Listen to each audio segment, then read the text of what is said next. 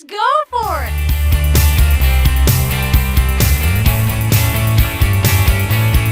I like the dark stuff. Give me the dark stuff.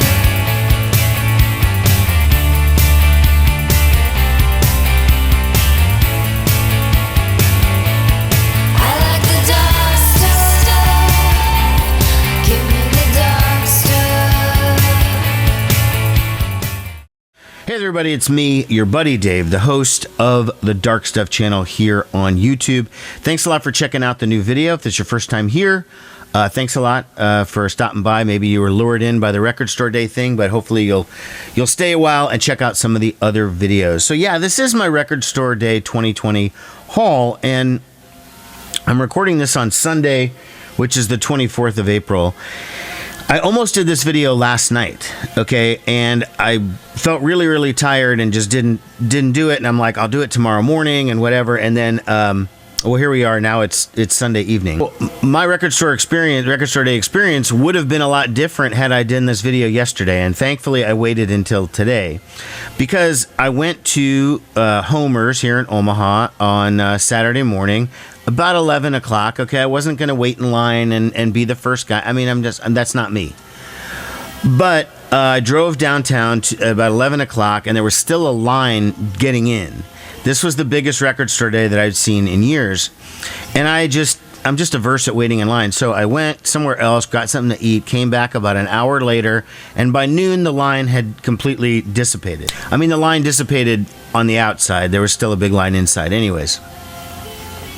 I go in there, I get my main things that I'm looking for. First and foremost is the replacements. Okay, this is the live 1981, unsuitable for airplay, the lost KFAI recordings. The replacements live in January 1981, predates the release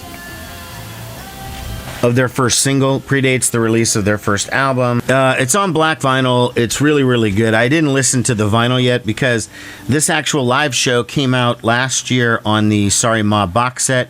I have an entire video about that, my review, an opening review of that one, and I will be linked up here or down there or wherever, somewhere on this. The concert is awesome. I was a replacements tape collector for years and didn't actually have this particular show. I had some others from 1981, but not this particular one, so I was really excited to get it. It's fucking fantastic. I mean, of course I was going to get the replacements. However, that wasn't the only replacements thing out there this year. There's this one, Bleeding Hearts, Rags to Riches. If you'll notice, that's Bob Stinson, the late guitar player for the replacements. He died in 1995, but he was the original. And there he was. There he was right there. And the Bleeding Hearts was a band from the early 90s in Minneapolis. Now, in all fairness, this wasn't necessarily Bob's band. It was this guy, Mike Leonard, who is this guy.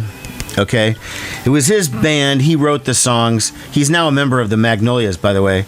If you're into like obscure Minneapolis rock bands.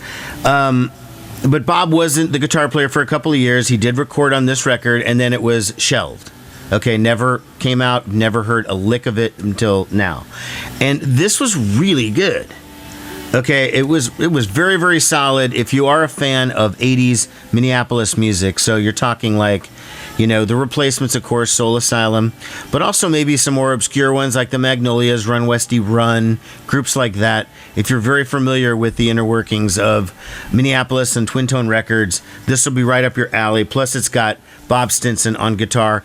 This, plus the other replacements one, both have liner notes from Bob Mayer, who's the author of the Trouble Boys replacements book. So it's really, really cool and very well written. I grabbed a CD copy of the first Blue Oyster Cult album while I was also at Homer's, just because while I was standing in line, like, of course there was no line to get in, but the line to check out and buy your shit was like really long. So I was standing in the aisle and I happened to stand right next to Blue Oyster Cult, and I'm like, oh shit, I don't have this one. So then I got that one as well. Now, that could have been the end of my record store day experience, and I would have still been happy.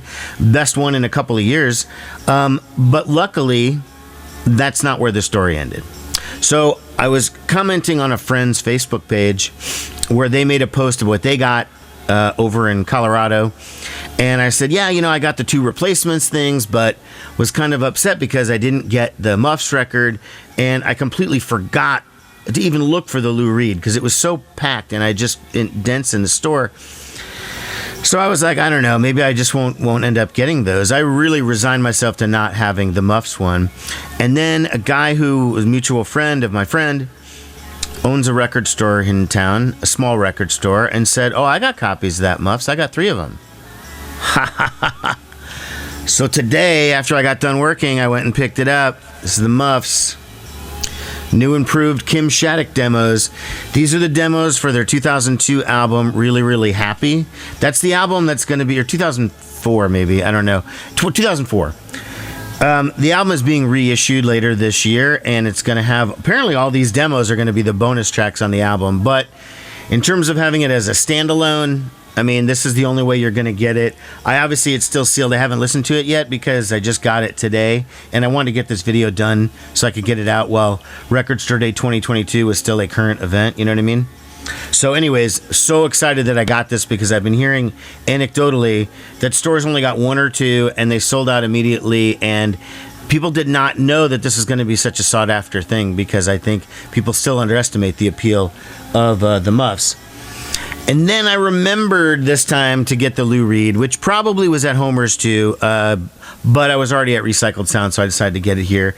This is the Lou Reed demos from 1971, and this has songs from the first 3 Lou Reed albums, and a lot of these songs were VU cuts that he did on that 1969 album that got scrapped. I forget what you call it, and then they did Loaded instead, and a lot of these songs were left off. So it's got all sorts of great stuff. I've heard nothing but positive things. This is what I'm going to be listening to tonight. Lou Reed, very excited to get that. So, my commentary on this year's Record Store Day is it was better than previous ones. I know people are down on Record Store Day, and I'm totally with you. It's fucking up a lot of the system. But 15 years ago, maybe you didn't remember what Record Store Day was like. Maybe you weren't on the scene at that point. Maybe you weren't old enough or whatever. But okay, the vinyl industry was dead. There was only used, really, for the most part. So it did bring back something. It did help. And now vinyl is the top-selling physical medium, more so than CDs, I think, which is insane. I still buy CDs all the time, as evidenced by that Blue Oyster Cult. But anyways, I'm always going to take the opportunity to pick up some new replacements thing, even if I already have it. This Muffs thing, I had to go get it, so it's like I wasn't willing to wait in line. I would have survived if I didn't get it, but fortunately, I did. So there you go. That's my video. I've got some live footage from a show I just saw recently coming up in another video. I would have done a whole thing on it, but it's like COVID is still happening. Shows are still getting canceled, unfortunately. So I'll have more of that. A lot of great new releases, Camp Cope and Father John Misty and stuff all coming out. I will talk about those on another video. Thanks a lot. Talk to you soon. Bye-bye.